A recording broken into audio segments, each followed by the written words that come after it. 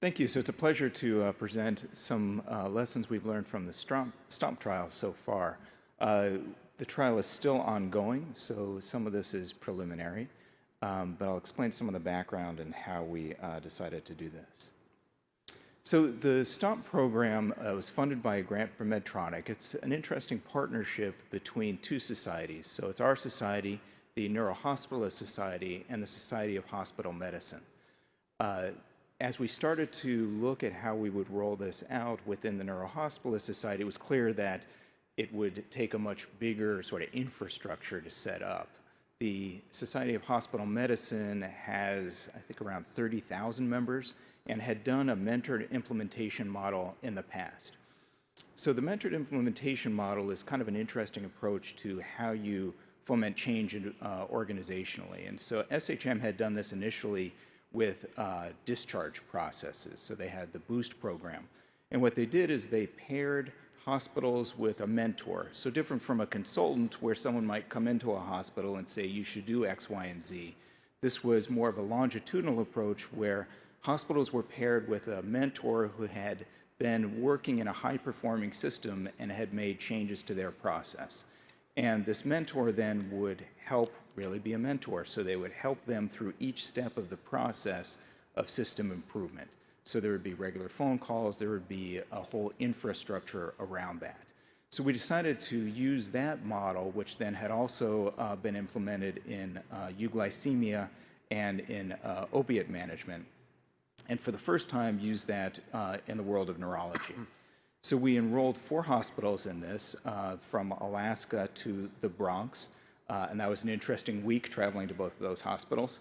The site collaboration was set up. We had a central data platform.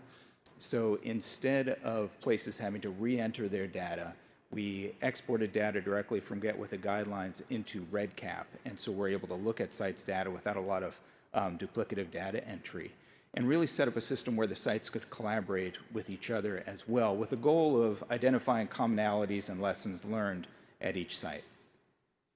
And I think one of the lessons we all learn when we start to go in practice is that implementing change is not something any of us learned in residency or fellowship. This is a message I got from a nurse in one of my first weeks as a hospitalist, and seeing a patient with abdominal pain who was 87 years old. Family stated that patient may have a fossilized fetus in her abdomen. Just FYI, it's one of my favorite nursing notes. And nothing in training prepared me for that. The CAT scan showed no fossilized fetus. So through mentored implementation, what we do is we coach and guide these hospital teams to facilitate all these different elements of process change within an organization. So this isn't just sort of coming in and saying, you know, you should do X, Y, and Z. This is, here's how you work with your specific administration in securing support. So when we would do a site visit, we would meet with the administrators who were responsible for neurology or for stroke or for intervention. We worked in sort of the standard way of looking at process maps and identifying gaps in process, and then identify the action steps like you would, but also really worked along the way through the 18 months of this program in developing and implementing interventions. We talked briefly about the measurement model, so we improved data and collections and really had an eye towards sustainability along the way as well. Really with the idea that hospitals may be in a number of different situations, so some may have been missing foundational elements. So we didn't just have sort of one type of hospital. Obviously, working from Alaska to New York City, we had different types of hospitals, some of which were pretty well performing, some just were missing some of these foundational elements. Some places, as I'm sure many of you have run into, had said, well, we hired an interventionalist, we're set, we've got a program, and had no system built around that. Some of them had all the elements in place, but you really had not pulled them together as a program. We defined the scope pretty clearly to be this acute phase of management, and had each site to develop SMART goals. And so these goals are specific, measurable, achievable, realistic, and timely. And I put the abbreviation there because clearly I'm not. These are 4 examples of what places had, and each had a number of these different goals that we followed over time. So improving partnership with EMS, some measurements of time, and developing standards around preps for intervention.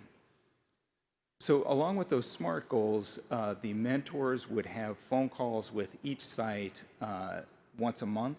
And so large groups of their stroke committees would talk with the mentor, and the mentor had been to these sites and so was able to speak clearly to what was going on at that hospital, knew the names of everyone on the call, and knew what their role was.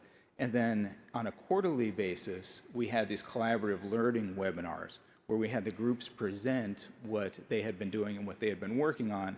And they could also do that within what's called a work zone site, so they could interact on that as well. The hospitals made their presentations. We're just collecting the data around that now.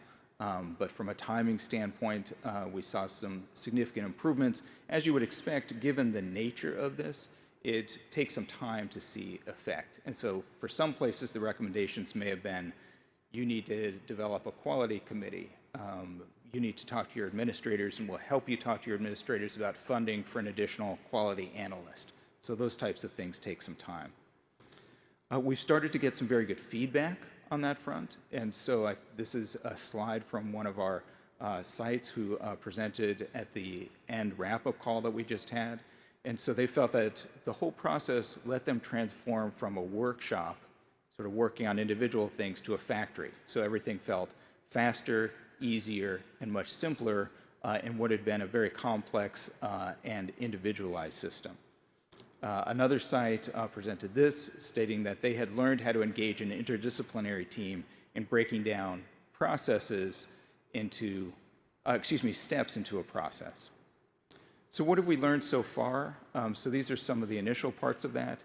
So structure is obviously very important. Administrative support and learning how to speak to administrators in their language and engage that support matters. The accountability and ownership and clearly assigning that to people and to committees was very important. That collaborating between specialties, as you can imagine, each place had their own issues about how people got along or didn't.